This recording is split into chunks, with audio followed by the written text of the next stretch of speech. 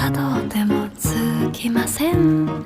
森の小さなレストラン、空っぽのポケットをまっさぐって忘れた人からたどり着く。予約は一つもありません。森の小さなレストラン、空席だらけのランチ時、小鳥がパタパタ笑ってる。チュルチュンチュンチュンチュンチュンチュルチュン、チュルチュンチュンチュン